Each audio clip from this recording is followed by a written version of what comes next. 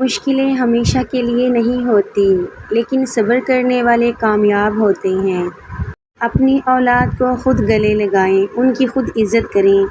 نہ جانے کتنے لوگ ان سے صرف اس لیے نفرت کرتے ہیں کہ وہ آپ کی اولاد ہیں۔ دغا باز کبھی پچھتاتے نہیں، خود غرض کبھی شکر گزار نہیں ہوتے، اور مفاد پرست کبھی کسی کے اپنے نہیں ہوتے۔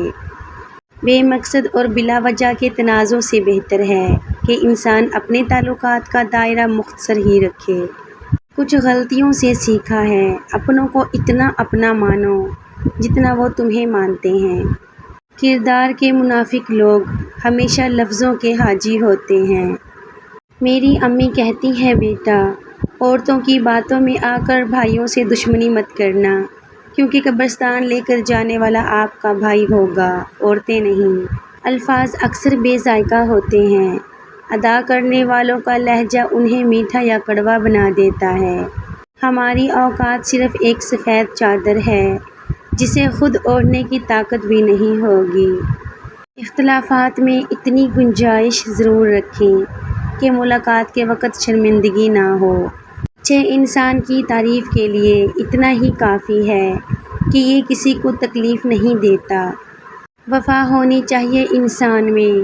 جوانی اور حسن تو ایک دن ڈھل ہی جاتے ہیں۔ انسان اپنے اخلاق کی وجہ سے دل میں اتر جاتا ہے یا دل سے اتر جاتا ہے۔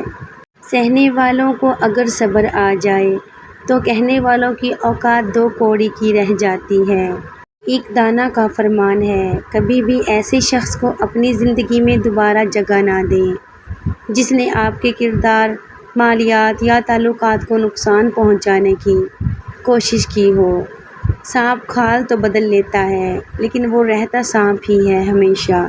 کسی نے پوچھا، غرور کیا ہے؟ جواب ملا، خاک سے بنے انسان کا اپنی اوقات بھول جانا۔ روٹی کا نوالا آپ پیسے سے نہیں بلکہ قسمت سے کھاتے ہیں۔ اللہ کی مرضی نہ ہو تو وہی نوالا جان بھی لے سکتا ہے۔ وقت، اعتبار اور عزت ایسے پرندے ہیں جو اگر اڑ جائیں تو پھر واپس نہیں آتے۔ سکے ہمیشہ آواز کرتے ہیں، لیکن کاغذی نوٹ خاموش ہوتے ہیں۔ بس جب آپ کی قدر بڑھ جائے تو خود کو خاموش اور عاجز رکھیں۔ جزاک اللہ۔